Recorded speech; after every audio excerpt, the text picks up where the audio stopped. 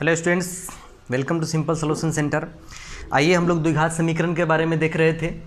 द्विघात समीकरण का अभी तक हम लोग 4.1, 4.2, 4.3 का वीडियो बनाकर रख दिए हैं और ये आपको बिहार बोर्ड के NCERT मैथ्स का है। तो NCERT मैथ्स अगर आप पढ़ रहे हैं तो आप जा कर के हमारे सिंपल सॉल्यूशन सेंटर चैनल के प्ले लिस्ट में जाकर के आप खोज सकते हैं, उसमें आपको मिल जाएगा 4.1, 4.2, 4.3। अगर आप पहली बार हमारे चैनल से जुड़े हैं तो चैनल को सब्सक्राइब कर दीजिए ताकि जब भी हम वीडियो डालें आपको समय समय पर मिलता रहे। तो आइए हम इसको आगे देखते हैं। ये प्रश्नावली 4.4 है, जिसमें पहला प्रश्न है कि निम्न द्विघात समीकरणों के मूलों की प्रकृति ज्ञात कीजिए। सबसे पहले हमें कहा है कि मूलों की प्रकृति ज्ञात कीजिए, तो हम सबसे पहले मूलों की प्रकृति ही ज्ञात करेंगे। जैसे पहला प्रश्न है, पहला प्रश्न को अगर हम लेके चले तो इसमें आप देख सकते हैं कि मूलों की प्रकृति ज्ञात करने के लिए हमें डी निकालना पड़ता है और डी बराबर फॉर्मूला होता है b² माइनस 4ac। तो b² माइनस 4ac होता है, इसलिए सबसे पहले हम क्वेश्चन नंबर 1 का अगर हम हल करेंगे तो 1 में लिख लेंगे कि a बराबर कितना है, तो a बराबर 2 है, b बराबर कितना है -3 और c है 5। तो आप d निकाल लीजिए। तो d बराबर फॉर्मूला होता है b² माइनस 4ac। डी को हम विवेचक या विवेतकर कहते हैं, डिस्क्रिमिनेंट भी कहते हैं अंग्रेजी में। तो b² माइनस 4ac पहले निकाल लेते हैं। तो b कितना है वो देख लेते हैं, -3 का स्क्वायर माइनस 4a का वैल्यू है 2 और c का वैल्यू कितना है 5। -3 का स्क्वायर 9 हो जाएगा, 4 दूना 8 पंचे 40 हो गए। यहाँ पर ये आ गया -31। तो d का मान माइनस में आ गया, माइनस में आ गया मतलब 0 से छोटा हो गया। 0 से छोटा हो गया तो हम लिखेंगे चूंकि d इज स्मॉलर देन 0, इसलिए मूलों का अस्तित्व नहीं है, मूलों का अस्तित्व नहीं है, अस्तित्व नहीं है। जब मूलों का अस्तित्व ही नहीं है तो मूल निकालने की बात आएगी ही नहीं। यदि d का मान 0 के बराबर या 0 से बड़ा होता, 0 के बराबर हो जाता या 0 से बड़ा यानी कि कोई पॉजिटिव संख्या आ जाता, तो इसका मतलब हम समझते हैं कि मूलों का अस्तित्व है। और उसके बाद जो आप हल करने का तरीका जानते हैं, चाहे आप गुणनखंड विधि से हल कर दीजिए या फिर द्विघात सूत्र से हल कर दीजिए, लेकिन यहाँ आया ही नहीं तो बात यहीं पर इसका खत्म हो गया। अब हम अगला प्रश्न को देखते हैं। अगला में आपका है, वो देख लीजिए।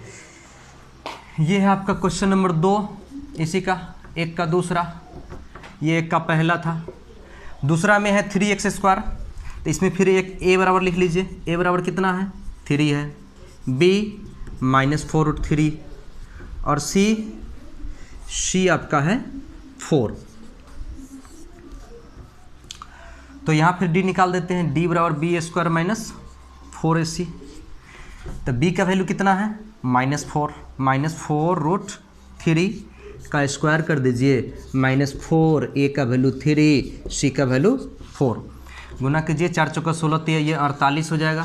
कैसे होगा, 4 का स्क्वायर 4 चौका 16, √3 का स्क्वायर 3 होगा तो 16 तिया 48 है, 4 तिया 12 चौका 48। 48 में से 48 घट गया 0। यहाँ पर चूंकि d का वैल्यू कितना हो गया 0, तो लिखेंगे अतः मूलों का अस्तित्व है। यहाँ क्या लिख देंगे, मूलों का अस्तित्व है एवं इसके 2 वास्तविक मूल होंगे। मूलों का अस्तित्व भी हो गया और इसके क्या होंगे 2 वास्तविक मूल होंगे। मूलों का अस्तित्व है एवं इसके 2 समान वास्तविक मूल होंगे, समान वास्तविक मूल होंगे।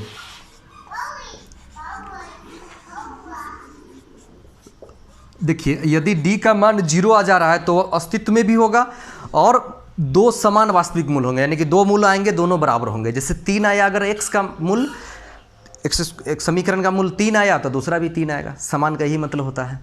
अब इसको हम हल करके देखते हैं कि वाकई में ऐसा है क्या, समान आ रहा है कि नहीं। तो देख लीजिए, यही ना है समीकरण हमारा, कहाँ यहाँ दूसरा था कि 3x²। चलिए यहाँ पर जब आ ही गया है तो आप एक तरीके से ही बना सकते हैं कि x बराबर एक फार्मूला होता है द्विघात सूत्र वाला b plus minus √b² minus 4ac होता है। तो b² माइनस 4ac को हम d लिख सकते हैं। तो √d अब बट्टा में चल जाएगा 2a, ये भी होता है। जब d हम निकाल चुके हुए रहेंगे तो हम यहाँ पर बी स्क्वायर माइनस 4ac ना लिख करके डायरेक्ट d भी लिख करके बना सकते हैं, क्योंकि d निकाल चुके हैं। माइनस b, तो माइनस b का वैल्यू कितना है, b का वैल्यू देख लीजिए, -4√3 plus minus root under d का वैल्यू हो गया 0, अब बट्टा में 2a, तो a का वैल्यू कितना है, 3 है, a का वैल्यू 3 है। अब माइनस माइनस प्लस हो जाएगा, 4√3 प्लस माइनस √0 का वैल्यू 0 होगा, बटे 2 3 6। आप जानते हैं 0 न जोड़ने से कोई फ़र्क पड़ेगा न घटाने से कोई फ़र्क पड़ेगा, तो यहाँ से आप पहले इसको काट, अभी रुक जाइए, ये 4 है, यानी कि अल्फ़ा बराबर हम लिख सकते हैं 4√3 बटे 6, और बीटा भी वही हो जाएगा 4√3 बटे 6। आप काट सकते हैं, 2 दूना 4, 2 3 6, और ये 3 से कटेगा, √3 मरतबे, अर्थात ये 2/√3, और इसको भी काटेंगे तो आ जाएगा 2/√3, अर्थात 2 समान मूल आ गया, दोनों बराबर आ गया। काटने का काम आपका है, काट सकते हैं। अब हम अगला प्रश्न की ओर आते हैं, इसका तीसरा देख लेते हैं।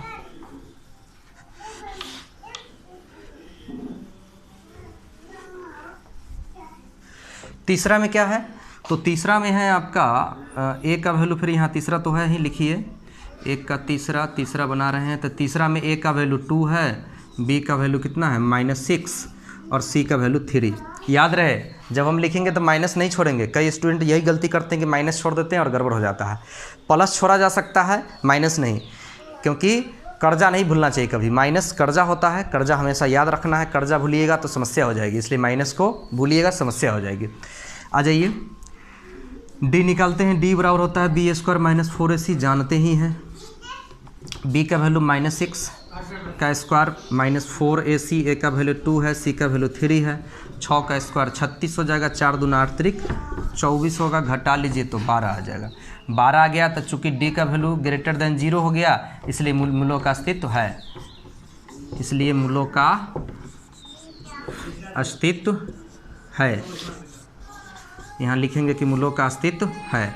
जब मूलों का अस्तित्व है एवं इनके 2 असमान मूल एवं इनके 2 असमान वास्तविक मूल प्राप्त होंगे, वास्तविक मूल होंगे, देख सकते हैं। तो इस तरह से आप तीनों प्रश्न बना चुके हैं, तीनों को देख नहीं, अभी थोड़ा बचा हुआ है इसमें आप क्या काम कर दीजिए कि x का वैल्यू द्विघात समीकरण से निकाल दीजिए, -b plus minus root under d, अब बट्टा में हो गया 2a, तो 2a तो -b कहाँ है पहले देख लेते हैं, 6 है, तो -6 plus minus root under d का वैल्यू है 12, अब बट्टा में हो गया 2a, a का वैल्यू कितना है, a का वैल्यू 2 है, बराबर हो जाएगा ये माइनस माइनस प्लस, और √12 को हम 2√3 लिख सकते हैं, क्योंकि 2 दूना 4 3 12 हो जाएगा, अब बट्टा में ये 2 दूना 4 आपका रहेगा। तो अब क्या काम करना है कि 2 कॉमन ले लीजिए यहाँ से, प्लस माइनस 2 3 6 प्लस माइनस √3, ये 2 कॉमन हो गया, बट्टे 4 2 दूना 4, यानी कि आ गया 3 प्लस माइनस √3, अब बट्टे में आ गया 2। तो ये यहाँ पर से आप अल्फ़ा और बीटा निकाल सकते हैं, लिख सकते हैं कि अल्फ़ा बराबर कितना और बीटा बराबर कितना होगा। अल्फ़ा बराबर होगा 3 प्लस √3 बटे 2, और बीटा बराबर हो जाएगा 3 माइनस √3 बटे 2। तो इस तरह से अल्फ़ा और बीटा का मान निकल गया। अब आप देख सकते हैं कि ये सॉल्यूशन हो गया। अब इससे आगे हम अगला प्रश्न को देखते हैं इसी वीडियो में। अगला में आपको k का मान निकालना है।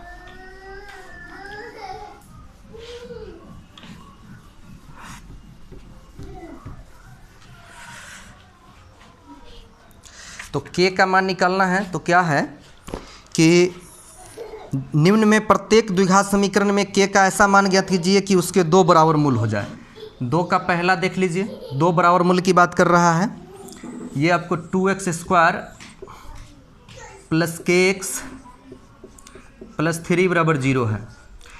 बराबर मूल की बात किया जा रहा है, यानी d 0 के बराबर होगा, तो इसके लिए पहले हम a लिख लेते हैं। a है 2, b बराबर आपका है k, और c का वैल्यू हो गया 3, x को छोड़ के तो b का मान हो जाएगा k। तो अब हम चूँकि मूल बराबर है, मूल क्या है, बराबर है, प्रश्न में कहा है कि मूल बराबर है, तो मूल बराबर कब होता है? जब डी का मान 0 होता है। तो डी बराबर 0 और डी बराबर फॉर्मूला होता कितना है? तो बी स्क्वायर माइनस 4ac बराबर 0। बी का वैल्यू कितना है? बी का वैल्यू के है, तो के स्क्वायर माइनस 4 गुने ए का मान 2, सी का मान हो गया 3 बराबर 0। उसके बाद क्या होगा? के स्क्वायर माइनस 4 दूना 8 तरीक 24 हो जाएगा, बराबर हो गया 0। तो के स्क्वायर बराबर हो गया आपको 24, के बराबर हो जाएगा आपको √24 और ये प्लस माइनस हो जाएगा। जो भी वैल्यू निकले बाहर तो कितना निकल सकता है? 6 चक 24, 2√6 होगा, प्लस माइनस 2√6, 2 दूना 4 छक 24, ये के का मान हो गया। तो इस तरह से आप देख सकते हैं। आप क्वेश्चन नंबर इसका 2 देख सकते हैं। 2 का दूसरा में क्या है? kx into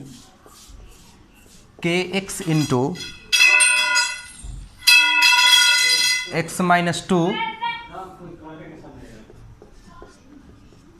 kx into x minus 2 plus 6 equal to 0। तो kx को x से गुना करेंगे तो कितना हो जाएगा? kx स्क्वायर माइनस 2kx अब प्लस 6 इक्वल टू 0। अब द्विघात समीकरण हो गया, पहले नहीं था, अब द्विघात में आ गया, तो इसको बनाएंगे। तब क्या करेंगे? फिर से a का मान निकाल लीजिए, लिख लीजिए a का मान k है, b का मान यहाँ x छोड़ करके लिख दीजिए तो माइनस 2k और c का मान हो जाएगा 6। अब इसके बाद क्या करेंगे? फिर वही बात, चूँकि मूल बराबर है, ये प्रश्न में कहा है कि मूल बराबर है, चूँकि मूल बराबर है इसलिए d बराबर हो जाएगा 0। d का फार्मूला होता है B square minus 4ac equal to 0। b का वैल्यू डाल दीजिए, b कितना है? Minus 2k square minus 4ac, तो 4a का वैल्यू है k और c का वैल्यू कितना है? 6 बराबर 0। 2 दूना 4k स्क्वायर हो जाएगा, ये माइनस के स्क्वायर प्लस हो जाता है, फिर क्या हो जाएगा? 4 छक 24k बराबर 0। इन दोनों में से देखिए कुछ कॉमन होने वाला है, तो 4k कॉमन हो जाएगा, 4k कॉमन होगा तो k बचेगा और 4 छक 24 और k तो निकल ही गया 0। ये दोनों पद का गुना 0 है, 4k इंटू k माइनस 6 0। इसका मतलब या तो 4k 0 है, नहीं तो k माइनस 6 0 है, नहीं तो दोनों 0 है। तो हम करेंगे कि जब 4k बराबर 0 इट मीन्स k बराबर भी 0 होगा, यानी 0/4 करेंगे तो क्या हो जाएगा? 0 न होगा। और फिर k माइनस 6 बराबर 0, तो k बराबर भी कितना हो जाएगा? 6। इसका मतलब यहाँ पर k का 2 मान निकल गया, 0 और 6, अर्थात ये k का मान 0 और 6 के लिए वैलिड में 0 के लिए वैलिड नहीं है। क्यों? k का मान 6 हो सकता है, k का मान 0 इसलिए नहीं हो सकता है कि यदि k का मान यहाँ पर हम रख देंगे 0 तो ये x स्क्वायर गायब हो जाएगा, x स्क्वायर गायब हो जाएगा तो इस द्विघात समीकरण सेटिस्फाइड ही नहीं होगा। हम पढ़े भी थे कि द्विघात समीकरण में a का वैल्यू 0 नहीं होना चाहिए, a के जगह पर k है तो k का वैल्यू 0 ना हो, तो यहाँ पर k का वैल्यू 0 नहीं हो सकता, इसको हम बोलेंगे असंभव, इसलिए k का वैल्यू यहाँ पर 6 ही सही होगा। बात आ गई समझ में? अब हम समझते हैं कि आपको ये बात समझ में आ गई होगी। अब आप कोशिश कीजिए कि अगला आप खुद से बनाएं। अगला क्वेश्चन अब कुछ नहीं है, इसमें आपको केवल समीकरण बनाना है, आप केवल इसमें समीकरण बना दीजिएगा।